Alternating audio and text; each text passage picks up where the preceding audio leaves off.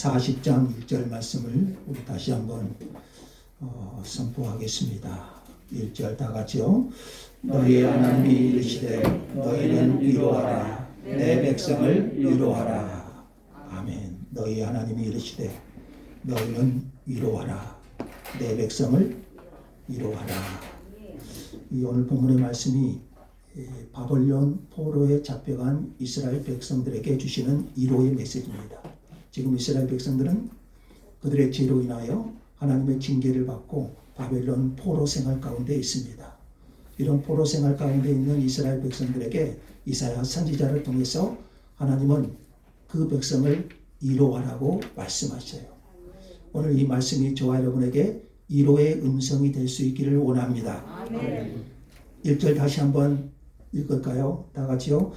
너희 하나님이 이르시되 너희는 위로하라 내 백성을 위로하라. 하나님께서 말씀하셨죠. 내 백성을 위로하라. 비록 그들이 범죄하여 바벨론 포로에 잡혀갈 수 없는 백성이었지만 하나님은 여전히 그들을 내 백성이라고 하십니다. 누구 백성입니까? 하나님의 백성. 아멘. 지금 이스라엘은 그들의 죄로 인하여 바벨론 포로가 되어 하나님의 징계를 받고 있어요. 그들은 노예와 다름없는 삶을 살고 있어요. 그럼에도 불구하고 하나님은 여전히 이스라엘을 향하여 누구 백성? 내 백성, 하나님의 백성이라고 말씀하셔요. 그리고 그 내 백성인 그들을 위로하고자 하십니다. 아멘. 하나님이 이스라엘이 미워서 징계하시겠습니까? 하나님은 이스라엘을 하나님의 백성으로 연단하시고 그 백성이 하나님의 백성으로 살게 하기 위해서 하나님은 그들을 징계에 붙이셨죠. 바벨론 포로 생활이라는 고역된 삶에 그들을 붙이셨지요.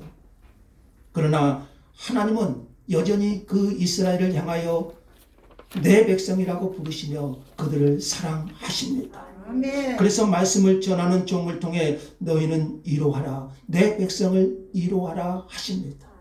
우리는 때로 하나님의 징계를 받을 때도 있습니다. 우리의 죄로 인하여 또한 하나님께서 우리를 연단하시기 위해서 징계하실 때가 있습니다. 이때 우리는 스스로 생각하죠. 하나님이 나를 버리셨는가? 하나님이 왜 내게 이런 어려움을 주시는가? 하나님이 왜 내게 이런 환난을 주시는가? 그럼에도 불구하고 하나님은 여전히 우리를 향하여 내 백성, 하나님은 우리를 사랑하시기 때문에 때론 징계하시죠. 하나님은 우리를 여전히 내 백성이라고 하시기 때문에 하나님은 징계의 손길도 주시는 거지요. 하나님은 이 백성을 어떻게 위로하라고 하신가 보세요. 2절에 한번 볼까요? 너희는 예루살렘의 마음에 닿도록 말하며 그것에게 외치라. 자기 백성들의 마음에 와 닿도록 그것을 외치라고 말해요. 마음에 와닿지 않는 위로는 위로가 아니죠. 정말 예루살렘 그 백성의 마음에 와 닿도록 한글 개역성경 구성경에는 내 백성에게 정다이 말하라 그래요. 정다이 마음에 와 닿도록 정답게 위로의 메시지를 전하라는 것이죠. 위로의 메시지는 이렇게 마음에 와 닿아야 되지요. 하나님의 위로의 메시지가 뭔가요? 2절 하반절 계속 한번 볼까요? 2절 하반절 그 노역의 때가 같이 읽게요. 시작. 그 노역의 때가 끝났고 그 죄악이 사함을 받았느니라. 그의 모든 죄로 말미암아 여호와의 손에서 벌을 배나 받았느니라 할지니라 하시니라. 이 말씀은 이거예요. 지금 이스라엘은 징계를 받고 있죠. 그들의 죄로 인하여 바벨론 포로 생활에 시달리고 있지요. 그들의 심령은 고단해 있지요. 정말 힘든 상황이었을 거예요. 그런데 하나님께서 말씀하셔요. 이제 끝났다. 이제 너희의 모든 고난, 징계가 끝났다. 하나님께서 그들의 죄악을 용서해 주셨다. 하나님께서 너희의 모든 죄를 용서해 주셨다. 그래서 이제 더 이상 노역을 하지 않아도 된다. 너희는 이미 벌을 배나 받았다. 그 노역의 때가 끝났고 그 죄악이 사함을 받았느니라. 그의 모든 죄로 인하여 여호와의 손에서 벌을 배나 받았느니라.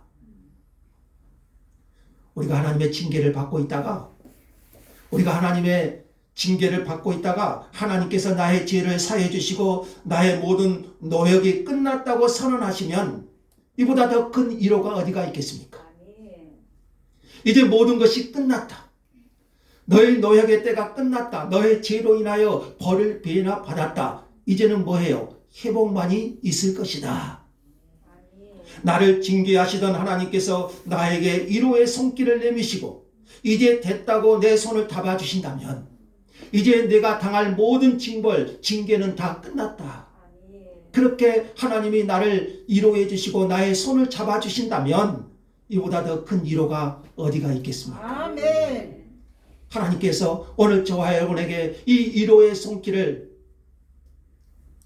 받으시기를 원합니다. 아멘. 이사야 51장 12절은 이렇게 말해요. 한번 볼까요? 51장 12절 한번 보세요.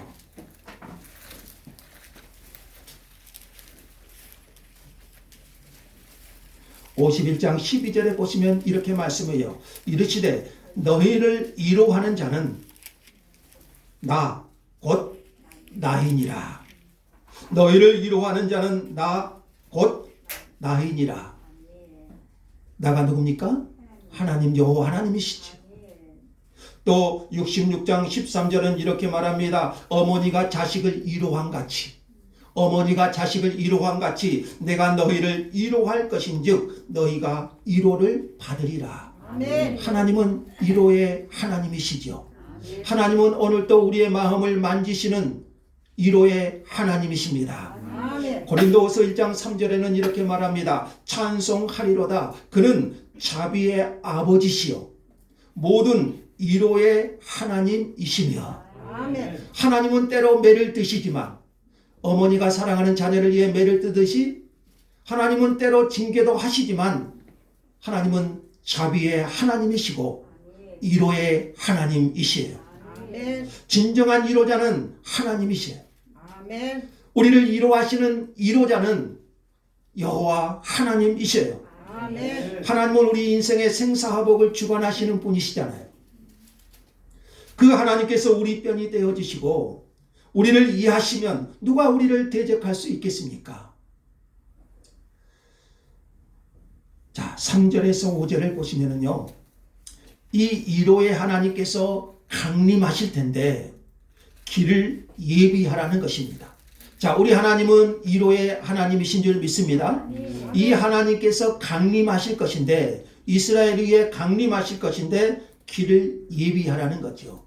3절에 보시면은요, 외치는 자의 소리여 이르되 너희는 광야에서 여호와의 길을 예비하라. 사막에서 우리 하나님의 대로를 평탄하게 하라. 무슨 말씀인지 이해가 되시죠? 자, 이 말씀은요, 메시아의 선구자 세례 요한에 대한 예언의 말씀이에요. 세례 요한은 인간의 몸을 입고 이 땅에 오시는 예수님을 예비하는 사명을 감당했죠.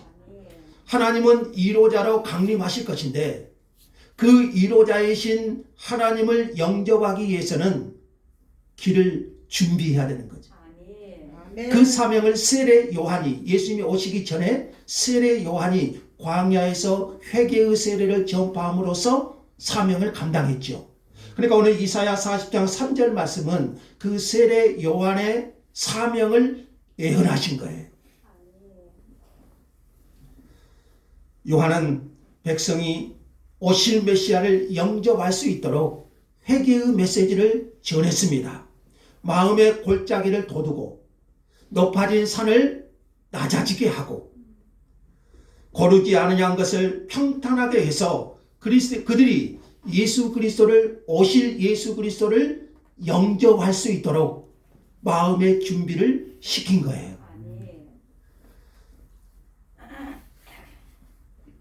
그럴 때 그들의 심령에 위로자로 오시는 하나님을 영접할 수 있기 때문이지요. 우리가 그리스도로 오신 위로자로 오신 예수 그리스도를 영접하기 위해서는 마음의 준비를 해야 돼요. 오늘 우리가 사는 시대는 진정으로 위로가 필요한 시대가 아니겠습니까? 아버지는 아버지대로 위로가 필요하고, 어머니는 어머니대로 위로가 필요하고, 자녀들은 자녀들대로 위로가 필요하고요. 우리 모두는 위로가 필요합니다. 아멘. 오늘 우리가 이 세상을 살아가면서 하나님의 위로가 오늘 우리에게는 반드시 필요해요. 험한 세상에서 살아남으려고 예를 쓰다 보니까요, 그곳에 온갖 마음의 상처들이, 그리고 또한 몹시 거칠어져 있어요. 심령이 삐뚤어지고 이거 꼬여있는 사람들도 많아요. 그래서 작은 일에도 쉽게 분노하고, 아무렇지 않는 일에도 쉽게 화가 나는 때가 많아요. 왜 그렇습니까? 우리의 마음에 골짜기들이 많아요. 우리의 마음에 높은 산들이 많아요. 주님은 위로자로 이 땅에 오십니다. 아멘. 지금은 교회적으로 하면 대림절이라고 그래요. 대강절, 대림절이라고 하는데 오실 주님을 기다리는 기간이다.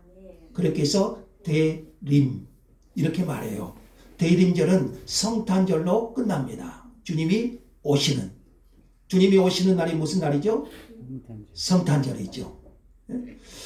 오실 주님을 우리 마음에 모시는 것. 그 주님을 모시기 위해서 우리는 우리 마음을 준비해야 됩니다. 마음의 골짜기를 돋우고 마음의 높은 산을 낮아지게 해야 되지요. 고르지 아니한 것을 평탄하게 해야 됩니다. 이것이 여러분 성탄을 준비하는 거예요. 성탄을 맞이하고 성탄을 준비하는 것은 무엇입니까? 오실 주님을 우리 마음에 영접하고, 그러기 위해서는 우리의 마음의 골짜기를 돋우어야지. 높은 산을 낮아지게 하고 고르지 못한 것을 평탄하게 해서 오실 주님을 준비하는 겁니다. 그래서 2022년 성탄절에 다시 한번 위로자로 오신 예수 그리스도의 위로가 그 주님의 오심으로 말미암아 우리 가운데 임하기를 원해요. 아멘. 성탄은 이렇게 오실 주님을 준비하는 겁니다.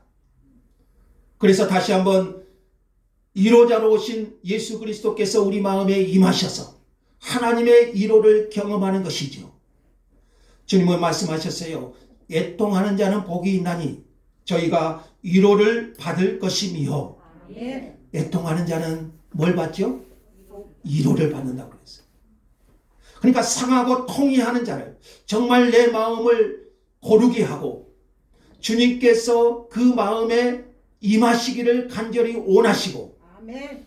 그 하나님의 위로가 임하실 때 우리 마음에는 하나님의 평화가 임하는 거죠. 아멘. 그러니까 여러분, 진정한 위로는 그 주님으로 인하여 죄사함을 받는 거예요. 아멘. 그러려면 내 마음을 주님께 드러내고 주님 오심을 준비하는 것이죠. 그럴 때 성탄은 우리에게 위로가 될 거예요. 그럴 때 성탄은 2022년 성탄은 저와 여러분에게 위로가 될 줄로 믿습니다. 아멘. 그렇게 우리는 주님을 준비하는 거예요. 내 마음의 상처를 주님께 드러내기도 하고요, 내 마음의 죄악을 회개하기도 하고요, 마음의 준비를 할 때 주님께서 임하시고 오늘 우리의 성탄에 주님께서 임하실 줄 믿습니다. 아멘. 주님의 위로가 함께 하실 줄 믿습니다. 아멘. 6절을 또 한번 볼까요? 같이 한번 읽게요. 다 같이요. 말하는 자의 소리여 이르되 외치라. 대답하되 내가 무엇을 외치리까 하니 이르되 모든 육체는 풀이요 그의 모든 아름다움은 들의 꽃과 같으니. 7절도요. 풀은 마르고 꽃이 시듬은 여호와의 기운이 그 위에 불미라. 이 백성은 실로 풀이로다. 말하는 자의 소리에게 외치라고 말해요. 이 말하는 자는 세례 요한과 연결되기도 하지요. 외치라. 그러니까 내가 무엇을 외치리까 뭐래요? 그러자 뭐라고 대답합니까? 6절 하반절에요. 모든 육체는 풀이요 그의 모든 아름다움은 들의 꽃과 같으니. 그러니까 하나님께서 지금 위로의 메시지를 전하다가 갑자기 인생의 무상함에 대해서 말합니다. 인생의 무상함. 모든 육체는 들에 나는 들의 꽃과 같습니다. 여러분 가끔 길에 가다 보면은 시멘트 위로 풀이 자라 꽃을 피우는 것을 가끔 여러분 볼 수가 있어요. 저는 그걸 보면 참 신기해요. 얼마나 그 시멘트에 뿌리를 박고 그 싹이 나고 꽃이 피어날 수 있을까? 참 신기하지요. 이처럼 우리 인생은 들풀과 같이 강인한 면이 있습니다. 또 인간의 아름다움은 들의 꽃과 같아요. 여러분 꽃이 얼마나 아름답습니까? 꽃을 보고 있으면 때로는 우리의 마음이 평안해지고 마음이 행복해지죠. 자, 인생은 들풀과 같지만 한 송이의 아름다운 꽃을 피우기 위해서 온 힘을 다합니다. 우리가 인생을 살아가면서 자기 분야에서 그래도 나름대로 성공을 하려고 열심히 노력을 하고 피나는 노력을 쏟아내지요. 학생들 공부하는 것 쉽지 않습니다. 돈 버는 것도 쉽지 않습니다. 운동선수들은 최고의 선수가 되기 위해서 정말 피나는 노력을 해요. 제가 한 번은 발레리나의 발을 본 적이 있는데요. 그 발가락이 거의 문드러져 있더라고요. 우리 쉽게 아름답게 그 발레의 동작을 보지 않습니까? 근데 그 발레리나의 발이 발가락 하나하나가요 거의 문드러져 있어요. 김연아 선수는 그 피겨스케이팅 하는 선수는요, 그 세계적인 선수가 되기 위해서 엉덩방아를 얼마만큼 찧었다고? 2만 번 이상 찧었다고. 사람들은 각기 인생의 꽃을 피우기 위해서 몸부림을 칩니다. 자기가 처해 있는 분야에서 그래도 나름대로 뭔가를 해보고자 이 세상에서 그래서 성공을 이루기도 하고 각자 자기 나름의 삶에서 성취감을 느끼기도 하는 것이 우리 인생이지요. 그런데 여러분 7, 8절을 보세요. 7, 8절을 보시면 뭐라고 합니까? 풀은 마르고 꽃이 시듬은 여호와의 기운이 그 위에 불미라. 이 백성은 실로 풀이로다. 풀은 마르고 꽃은 시드나 우리 하나님의 말씀은 영원히 서리라. 풀은 마르고 꽃은 시들어집니다. 그러니까 사람이 열심히 자기 분야에서 최선을 다해서 성공을 하기도 해요. 그러나 오늘 성경은 뭐라고 합니까? 풀은 마르고 꽃은 시들어집니다. 아름다운 꽃들이 금방 시들어버려요. 그래서 야고보는 이렇게 말합니다. 해가 돋고 뜨거운 바람이 불어 풀을 말리우면 꽃이 떨어져 그 모양의 아름다움이 없어지나니 부한 자도 그 행하는 일에 이와 같이 세잔하리라. 우리 인생이 이래요. 내가 뭔가 성공을 이룬 것 같지만 한순간이에요. 내가 세상에서 많은 부를 얻은 것 같지만 그것도 언젠가는 사라질 수 있어요. 부자도 그 행하는 일에 세잔하게 돼요. 평생을 쌓아온 것들이 한순간에 무너지기도 해요. 건강도 한순간에 무너지기도 합니다. 아무리 아름다운 여자라도 그 영원한가요? 그 아름다움이 시들고 말지요. 그래서 풀은 마르고 꽃이 시들어가는 것과 같습니다. 이 세상의 것은 영원하지 않아요. 우리의 건강도 영원할 것 같지만 그렇지 않아요. 우리의 아름다움도 영원할 것 같지만 그렇지도 않아요. 우리의 성공도 영원할 것 같지만 그렇지 않아요. 이것이 우리의 인생이라는 거지. 그런데 오늘 성경은 뭐라고 합니까? 영원히 변하지 않는 것이 있어요. 세상은 변해요. 우리의 모든 상황도 변해요. 그런데 8절 하반절 봅시다. 우리 하나님의 말씀은 영원히 서리라. 풀은 마르고 꽃은 시들아. 우리 하나님의 말씀은 영원히 서리라. 여러분 젊음도 영원하지 않잖아요. 다 20대가 있었지요. 그때는 좀 시간이 좀 빨리 갔으면 그런 생각도 할 때가 있었어요. 그러나 그것이 영원하던가요? 그러나 하나님의 말씀은 영원히 서리라. 아멘. 하나님의 말씀은 영원합니다. 하나님의 말씀은 변함이 없습니다. 아멘. 하나님 자신이 영원하신 분이시기 때문이에요. 아멘. 예수 그리스도는 어제나 오늘이나 영원토록 동일하시니라. 아멘. 아주 뛰어난 음악가 한 사람이 있었습니다. 뛰어난 재능이 있었음에도 불구하고 세상에서 빛을 보지 못했어요. 게다가 건강이 악화되어 한쪽이 마비가 되었습니다. 빛도 산더미가 되었습니다. 절망과 좌절에 빠졌어요. 살맛이 나지 않았습니다. 그런데 한 친구가 가서 한 권의 책을 건네주면서 이 책을 읽고 작곡을 한번 해보게. 이 책을 지은 이가 자네를 다시 한번 일으켜 줄 것을. 정말 절망하고 있을 때. 재능은 있었지만 빛을 보지 못하고 절망하고 있던 그에게 한 친구가 책을 건네주면서 건네준 말이에요. 이 책을 한번 읽어보고 작곡을 한번 해보시게. 이 책을 지으신 이가 자네를 다시 한번 일으켜 줄 것을. 아멘. 그 책이 바로 성경이었어요. 아멘. 그 책이 성경이었어요. 아멘. 그리고 오늘 본문 이사야 40장을 읽으면서 그에게 새로운 힘과 위로와 용기가 생겼어요. 그가 이 책을 보면서 이 성경책 그리고 이사야 40장을 보면서 하나님의 큰 위로를 받습니다. 아멘. 오늘 1절에서 뭐라고 그랬어요? 너희는 위로하라. 내 백성을 위로하라 그러잖아요. 아멘. 이 말씀에 큰 위로를 받고 그가 심령이 회복되면서 24일 동안 정말 식음을 전폐할 정도로 곡을 써내려가요. 아멘. 그래서 탄생한 곡이 뭐예요? 여러분 너무 잘 알죠? 핸델의 메시아입니다. 핸델의 메시아. 유명한 곡이죠. 총 25곡으로 구성되어 있는데 그 첫 번째 곡이 오늘 본문에 나오는 내 백성을 위로하라입니다. 아멘. 너희는 위로하라. 내 백성을 위로하라.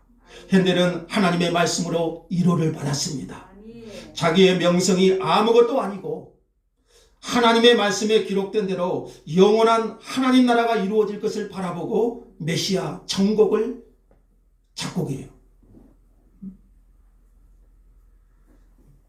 푸른 마르고 꽃은 시드는 것처럼 인생은 지극히 연약합니다. 어떻게 보면 강한 것처럼 보입니다. 그러나 하나님이 부르시면 금방 시들어버려요. 아멘. 하나님이 부르시면 우리 인생도 손을 놓고 가야 돼요.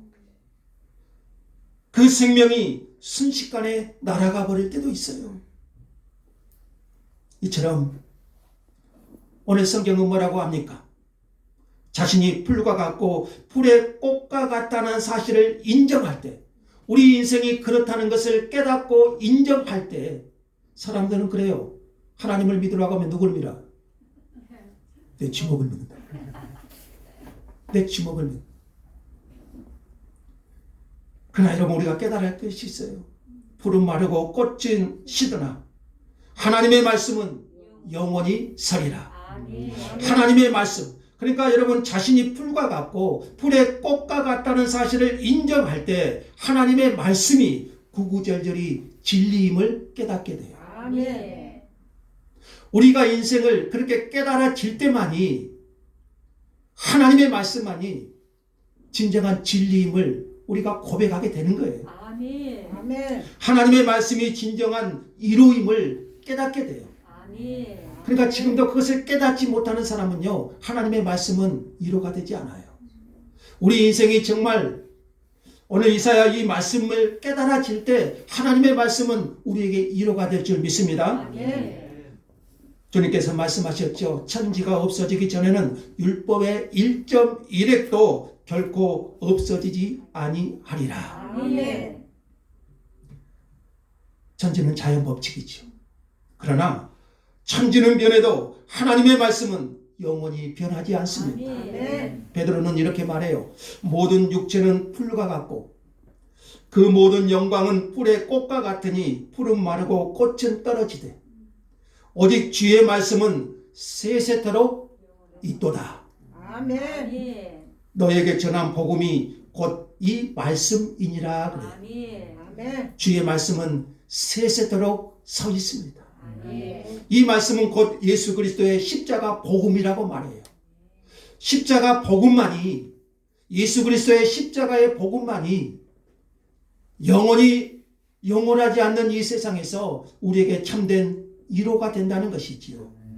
모든 육체는 풀과 같고 그 모든 영광은 풀의 꽃과 같으니 풀은 마르고 꽃은 떨어지되 오직 주의 말씀은 세세토록 있도다. 아멘. 우리의 인생도 그럴 것입니다. 아무리 성공한 인생이라 할지라도 인생이 결국 그래요. 아무리 내가 세상에서 성공했다 할지라도 인생은 결국 그래요. 세상에 영원한 것은 없습니다. 오직 주님의 말씀만이 영원한 거예요. 아멘. 그래서 우리는 이것을 깨달아야 돼요. 이런 고백이 세상의 헛된 영광에 목을 메고 살다가 나중에 깨닫는 것이 아니라, 어떤 사람은 그래요.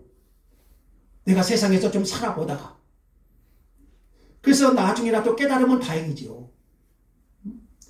이 진리가요, 세상의 헛된 영광에 목에 매어 살다가 내가 죽을 때에 깨달아지는 것이 아니라, 이 진리를 붙들고 이 땅에서 가장 아름답고 정말 남는 인생을 살아야 되지 않겠어요? 아멘.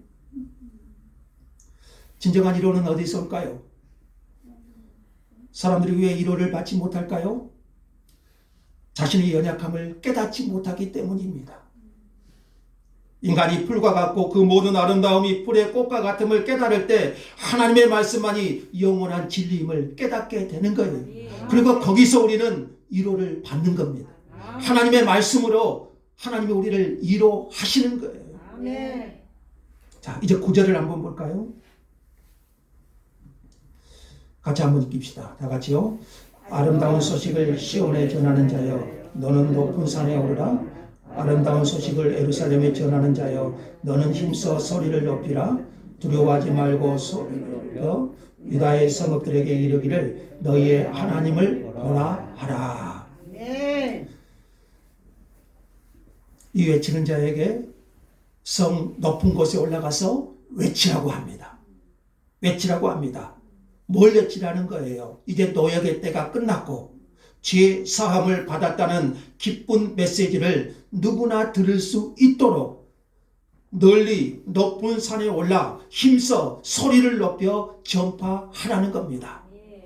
절망하고 있는 사람들에게 이 메시지는 희망을 주겠죠. 아멘.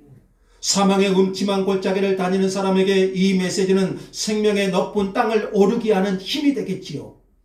온갖 죄와 불행에 갇혀있는 사람들에게 이 메시지는 새로운 자유를 주는, 새로운 희망을 주는 메시지가 되겠지요. 아멘.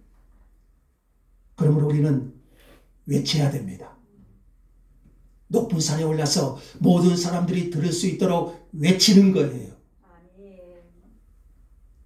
10절에서 11절을 보시면은요, 주님은 장차 강한 자로 임하신다고 하십니다. 친히 그의 팔로 다스리실 것입니다.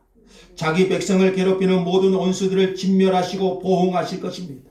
뿐만 아니라 자기 백성을 목자같이 사랑으로 품어주십니다. 아멘. 이 메시지는 예수 그리스도께서 선한 목자로 오셔서 택한 백성들을 구원하시고 품어주실 것을 예언하신 말씀이에요. 아멘. 그러니까 이사야 40장은 진정한 위로자로 오실 예수 그리스도에 대한 예언이죠. 바벨론 포로 생활 가운데 있는 현재 이스라엘 백성들을 위로하실 뿐만 아니라 장차 메시아로 오실 예수 그리스도를 통한 진정한 위로가 그 백성에게 임하실 것을 예언한 말씀이죠. 아멘.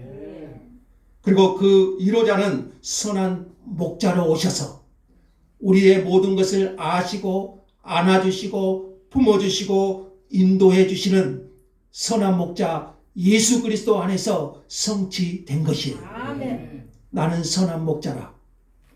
나는 내 양을 알고 양도 나를 아는 것이 아버지께서 나를 아시고 내가 아버지를 아는 것 같으니 나는 양을 위하여 목숨을 버리노라.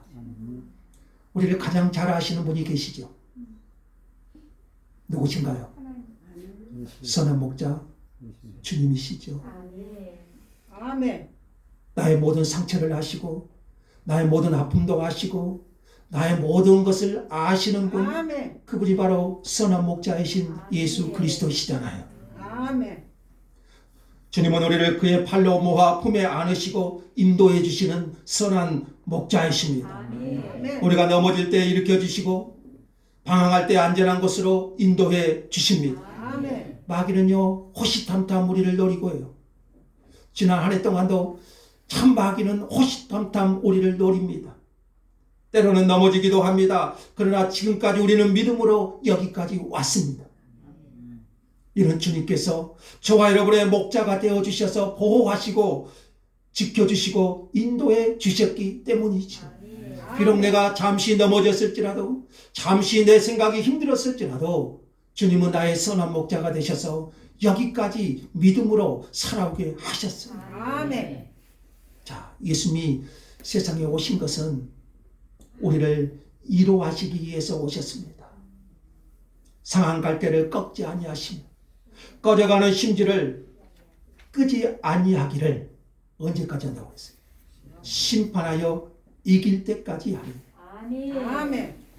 세상은 상한 갈대는 꺾어버리죠. 꺼져가는 심지는 확 불어 꺼버리죠.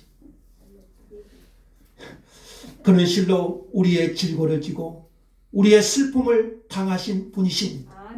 우리의 연약함을 다하시고 우리 입장에 서서 도와주십니다. 아멘. 히브리서 4장 15절은 이렇게 말하죠. 우리에게 있는 대제사장 예수님은 우리의 연약함을 아시고 동정하시는 분이시다. 주님만이 우리의 근심 걱정 무거운 짐을 다 아시는 분이십니다. 이 주님이 우리에게 임하시죠. 그게 성탄절이고요. 그 주님을 준비하며 진정한 하나님의 위로를 얻기를 주님은 원하십니다.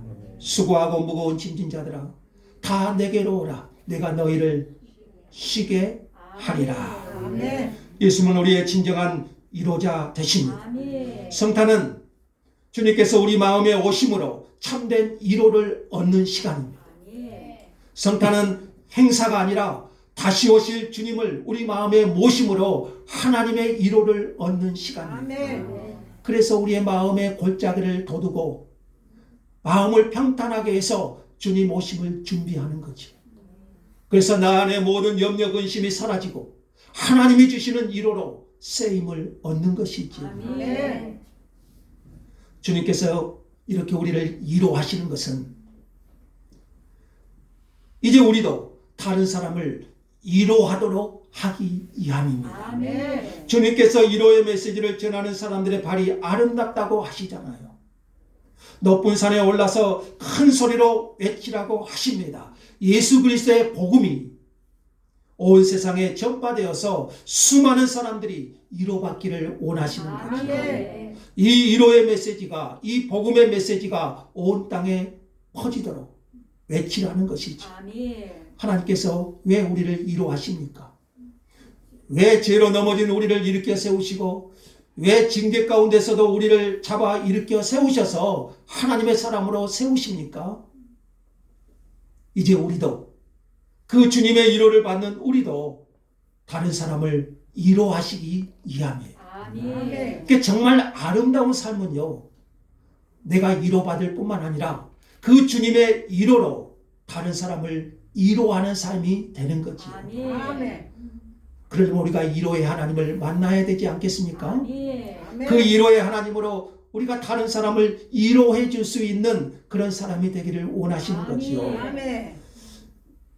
이탈리아의 성자 프란시스라는 사람이 있죠. 그가 쓴 유명한 글이 있죠. 한번 읽어보겠습니다. 주여 나를 평화의 도구로 써주소서. 미움이 있는 곳에 사랑을, 상처가 있는 곳에 용서를, 분열이 있는 곳에 일치를, 의혹이 있는 곳에 믿음을 심게 하소서. 위로받기보다는 위로하고 이해받기보다는 이해하고 사랑받기보다는 사랑하며 주님을 온전한 믿음으로 영생을 얻기 때문이니 주여 나를 평화의 도구로 써 주소서. 아멘. 위로받기보다는 위로하고. 자, 우리가 주님의 위로를 잘 받기를 원해요. 아멘. 지난해 우리 마음에 찢겨진 마음도 있을 겁니다. 세상에서 살아가면서 우리 마음에 골짜기가 많이 난 부분도 있을 것입니다. 사람과의 그 인간관계 속에서 정말 우리의 마음이 상처가 날 때도 있었을 것입니다. 경제적인 아픔도 있었을 것이고 건강의 아픔도 있었을 것이고 또 내게 삶에서 그 삶을 살아가면서 내게 주어진 많은 골짜기들도 있었을 것입니다.